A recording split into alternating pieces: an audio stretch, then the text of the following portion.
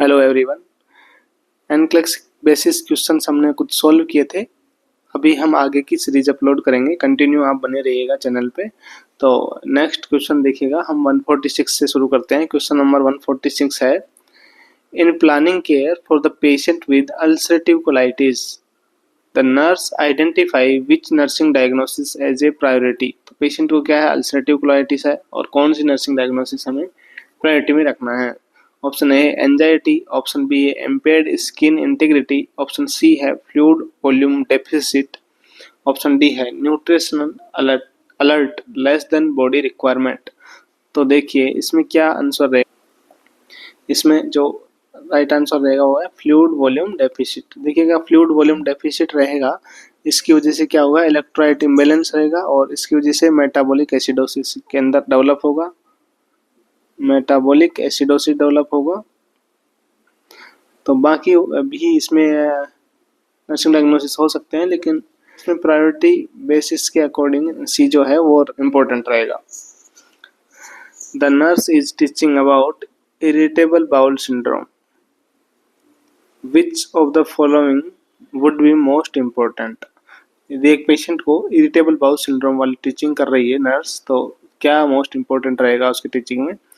Option A है reinforcing the need for the balanced diet, option B है encouraging the client to drink 16 ounces of fluid with each meal, option C है telling the client to eat a diet lower in fiber, option D है instructing the client to limit his intake of fruits and vegetables।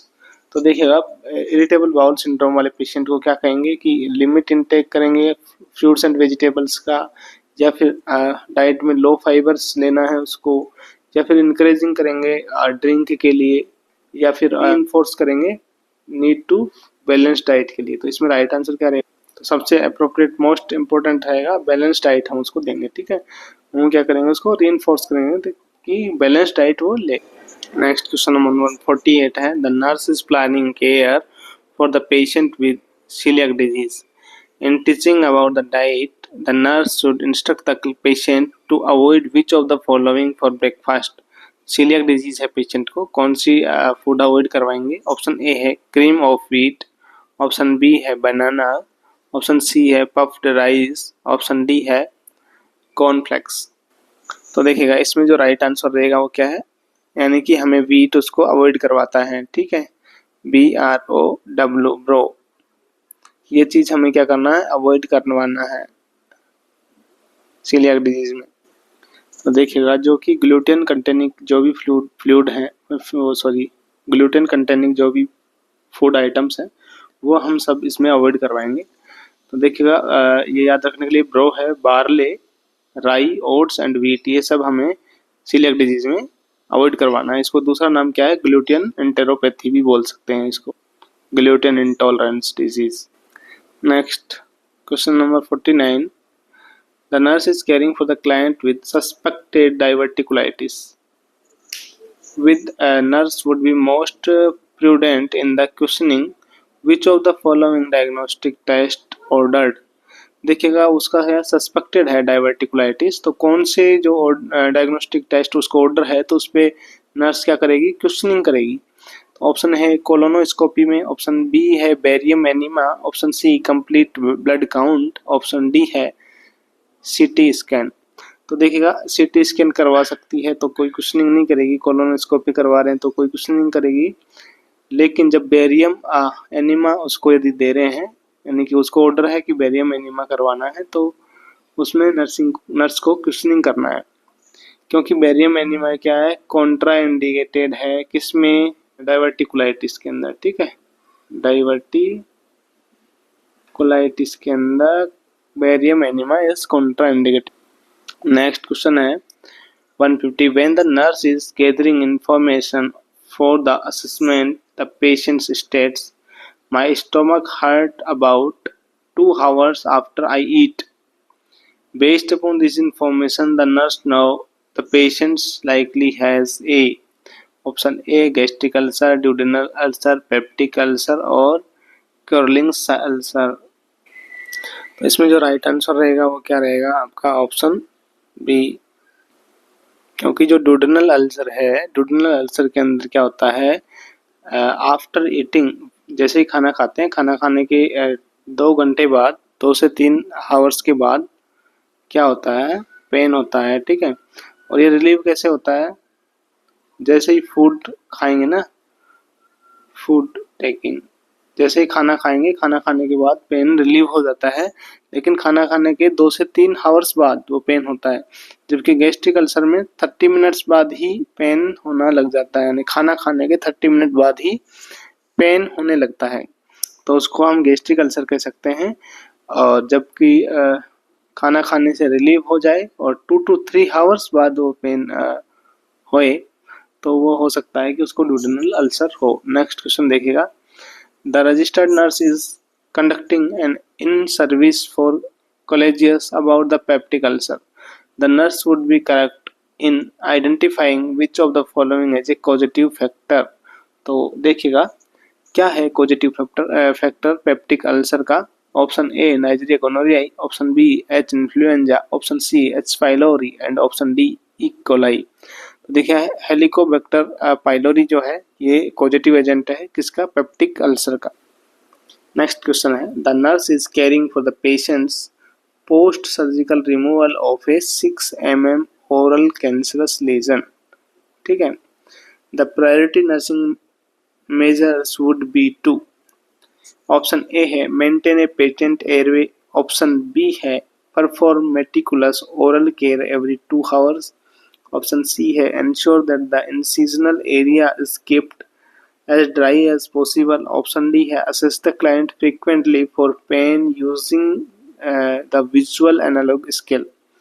तो इसमें priority में क्या करना है, priority nursing measures क्या रहेगा, तो देखिएगा option A is right answer रहेगा। एयर वे ब्रीथिंग सर्कुलेशन जो है इसको देखते हुए इसमें रहेगा ए बी सी, देखेंगे तो एयरवे सबसे पहले एयरवे क्लियर होना चाहिए, क्योंकि पेशेंट का ओरल कैंसरस लीजन को रिमूव किया गया है, तो हो सकता है उससे एयरवे ऑब्स्ट्रक्ट हो सके, तो इसमें सबसे पहली प्रायोरिटी रहेगी ऑप्शन ए। नेक्स्ट क्वेश्चन देखिए 153, the nurse is assisting in A care of a patient with diverticulosis. Which of the following assessment finding would necessitate a report to the doctor? Option A है bowel sound of 5 to 20 seconds. Option B है intermittent left lower quadrant pain. Option C है constipation alternating with diarrhea. And option D है hemoglobin 26% and hematocrit is 32. तो देखिएगा इसमें right answer जो रहेगा वो क्या रहेगा आपका, option D, option D is right answer, यानी कि हीमोग्लोबिन जो है 26% एंड हीमेटोक्रिट 32। तो देखिएगा डायवर्टिकुलोसिस के अंदर ब्लीडिंग हो सकती है, तो हीमोग्लोबिन का लेवल 26% एंड हीमेटोक्रिट जो है 32, ये क्या इंडिकेट कर सकता है, यानी कि ब्लीडिंग हो रही है, ठीक है, इंटेस्टाइनल ब्लीडिंग को इंडिकेट करता है। 154 question, the nurse is assessing the client admitted for possible oral cancer. The nurse identify which of the following as a late occurring symptoms of oral cancer. So late symptom क्या है, option A warmth, option B odor, option C pain, option D ulcer with fat edges. So इसका right answer रहेगा option C, pain जो है, pain क्या है, late occurring है symptoms. Next question number 155, an obstetrical client decides to have an epidural anaesthetics to relieve pain during labour. Following administration of the anaesthesia has nurse should monitor the client for seizure, option B monitor the client for orthostatic hypotension, option C है monitor the client for respiratory depression, option D monitor the client for hematuria। तो anaesthesia में क्या ध्यान रखना है, option C is right answer, monitor the client for the respiratory depression. Next देखिएगा question 156, the nurse is performing an assessment of an elderly client with a total hip repair. Based on his assessment, the nurse decided to medicate the client with analgesics, which finding among likely promote the nurse to decide to administer the analgesics. Option A: the client's blood pressure is 130 by 80, and option B: the client's unable to concentrate. Option C: the client's pupils are dilated, and option D: the client's grimace during care. तो इसमें right answer रहेगा option D, यानी कि जब patient क्या कर रहा है, ग्राइमेस कर रहा है ड्यूरिंग केयर, तो हम क्या है, एनालिसिक्स एडमिनिस्टर करना है। ठीक है, next question number 157। Client has chosen to breastfeed, complain to the nurse that her nipple became very sore while she was breastfeeding her older child. Which measure will help her to avoid soreness of the nipple? So option A है feeding the baby during the first 48 hours after delivery. Option B, breathing suction by placing a finger between the baby's mouth and breast when terminate the feeding. Option C, applying warm moist soap to the breast several times as per day wearing a supported bra. देखिए इसमें right answer रहेगा option B. ठीक है, breast feeding suction by placing a finger between the baby's mouth and the breast when she terminate the feeding. ठीक है, next देखिएगा। The nurse asked the client if he has advanced directive. The reaction for asking the client this question is: option A, she is curious about his plan regarding final arrangement. Option B है much confusion can occur with the client's family if he does not have an advance directive. Option C है an advance directive allow the medical professional to make all decision for the client. Next option D है an advance directive allow active euthanasia. So इसमें right answer क्या रहेगा? Option B, much confusion can occur when the client's family if he does not have an advance directive.